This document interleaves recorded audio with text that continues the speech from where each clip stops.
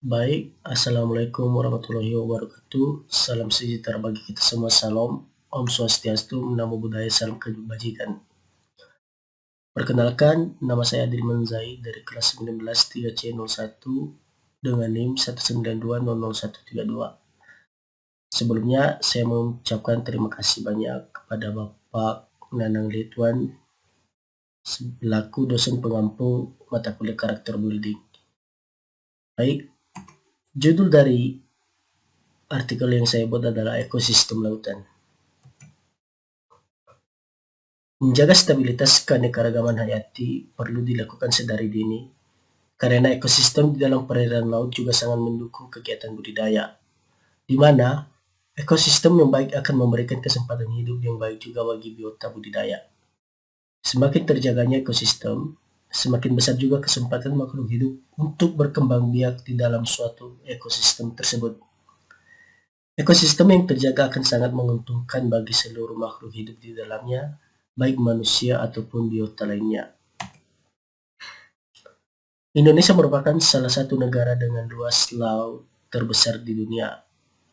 Berdasarkan hasil Konvensi Hukum Laut Internasional atau United Nations Convention on the Law of the Sea, pada tanggal 10 Desember 1982 di Montego Bay, Jamaika, luas wilayah laut Indonesia mencapai 3.257.357 km², dengan batas wilayah laut atau teritorial dari garis dasar kontinen sejauh 12 mil diukur dari garis pantai.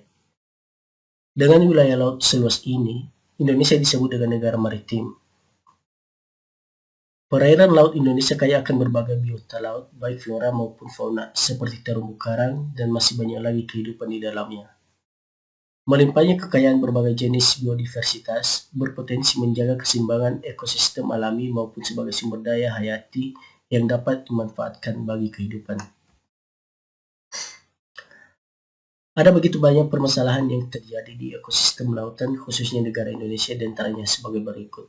Yang pertama, illegal fishing. Illegal fishing atau pencurian ikan secara ilegal merupakan ancaman atau masalah besar bagi keamanan maritim yang berskala pada keamanan pangan, ekonomi, sosial, politik, maupun lingkungan. Yang kedua adalah sampah plastik. Hasil perhitungan sementara, total sampah yang masuk ke laut Indonesia mencapai 60 juta ton per tahun. Sebanyak 3,2 juta ton diantaranya merupakan sampah plastik. Ini merupakan masalah yang paling serius hingga mengganggu keberlangsungan makhluk hidup di dalamnya, seperti banyak biota yang memakan ataupun terjerat plastik. Yang ketiga adalah meledakkan terumbu karang. Kegiatan mencari ikan dengan meledakkan terumbu karang merupakan kegiatan yang sangat dilarang pemerintah, karena akan berdampak besar bagi habitat yang ada di dalamnya. Beberapa akibat dari rusaknya terumbu karang antara lain kondisi terumbu karang menurun akibat dampak negatif yaitu penurunan spesies, kepadatan, dan populasi ikan serta berkurangnya daya tarik wisatawan. Yang keempat adalah abrasi. Abrasi adalah suatu proses pengikisan pantai yang diakibatkan oleh tenaga gelombang laut dan arus laut atau pasang surut arus laut yang bersifat merusak. Abrasi biasanya disebut juga erosi pantai. Kerusakan garis pantai akibat abrasi ini dipacu oleh terganggunya keseimbangan alam daerah pantai tersebut. Yang kelima adalah pencemaran air laut.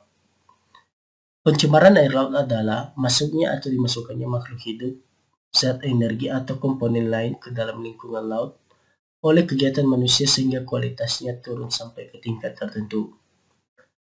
Penyebab terjadinya pencemaran air laut yaitu sampah laut atau dalam kurung marine debris, dumping, pencemaran limbah industri, kecelakaan kapal bermuatan tambang non-minyak di laut. Dampak dari pencemaran air laut yaitu tertutupnya lapisan permukaan air laut yang dapat menimbulkan penetrasi matahari menjadi berkurang. Dapat menyebabkan proses fotosintesisnya terhambat, pengikatan pada oksigennya terhambat, dan dapat menyebabkan kematian.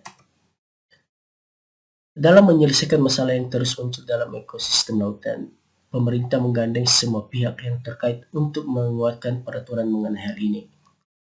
Pemerintah juga menghimbau kepada semua kalangan masyarakat agar ikut berperan penting dalam menjaga keberlangsungan ekosistem lautan khususnya wilayah laut Indonesia.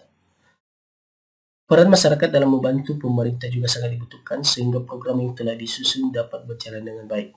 Di antaranya tidak membuang sampah ke laut, penanaman pohon mangrove sebagai penahan agar tidak terjadinya abrasi, mengembangbiakan terumbu karang, dan tidak menggunakan pestisida buatan.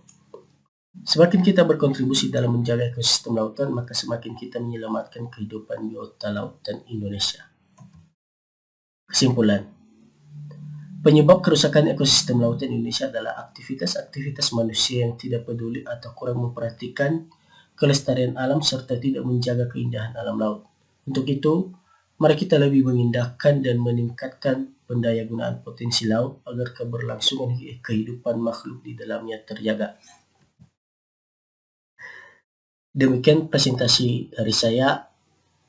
Mohon maaf bila ada kekurangan. Wassalamualaikum warahmatullahi wabarakatuh. Om Santi Santi Om.